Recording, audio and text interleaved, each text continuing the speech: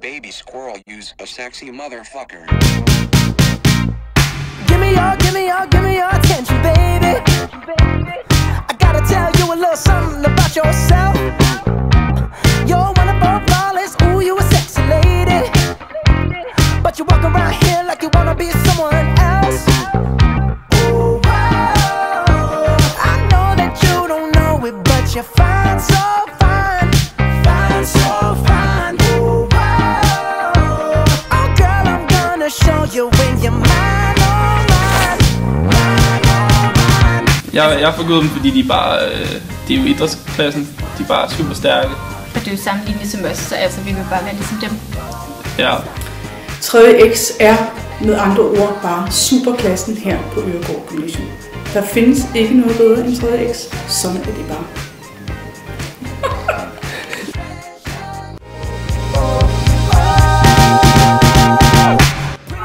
Altså, man kommer jo ikke let til det her. Det er der mange, der tror, altså, men det gør man ikke. Det kræver træning og dedikering. Altså, jeg tror personligt ikke, jeg kunne have gjort det uden min mentor. Eller mit forbillede. John Hansen. Genial mand. Og altså, jeg vinder højst sandsynligt denne her igen næste år. Men efter jeg går ud, så kan det jo være, at nogle af jer andre middelmådige måske får chancen for at vinde.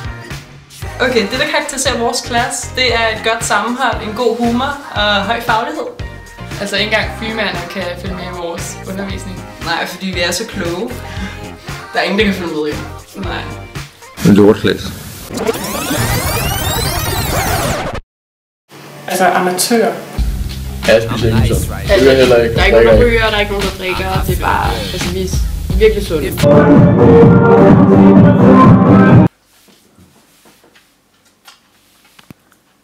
Olivia, hvad laver du?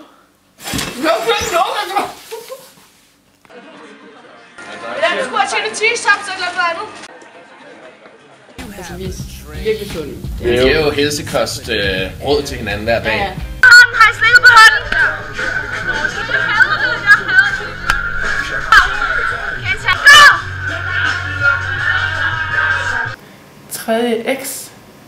3.X, siger du?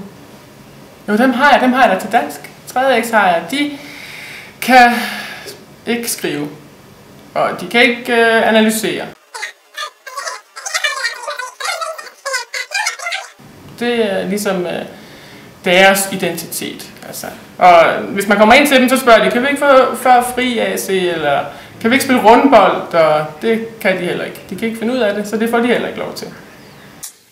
Jamen det er jo tankevækkende, at 3.X på knap 2,5 år, ikke engang 2 år faktisk kun, har formået at skræmme så mange historielærere væk. Det tror jeg aldrig er sket før i Øregårds historie. Og derfor var jeg da også stærkt bekymret, da jeg skulle overtage klassen fra både Erik Bourgeois og Christian og Louise. Hvad synes du om Mærnø? Mærnø, siger du? Mærnø? Nå, Mærnø! Hun er sød. Hun er rigtig sød. Hun er faktisk en af de søde i klassen, synes jeg. Mærnø, han er jo en ret sjov fætter. Han er jo nok en af de elever på Øregård, som går rundt med det allerstørste potentiale. Jeg tror bare, at hans problem kan nogle gange være ligesom at forløse det. Det er jo sådan med potentialer, hvis de ikke bliver forløst, så kan det godt være, at man ikke har det. Nick om skal.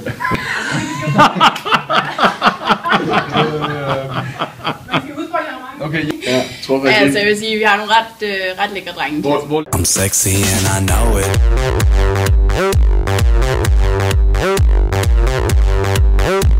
I'm sexy and I know it.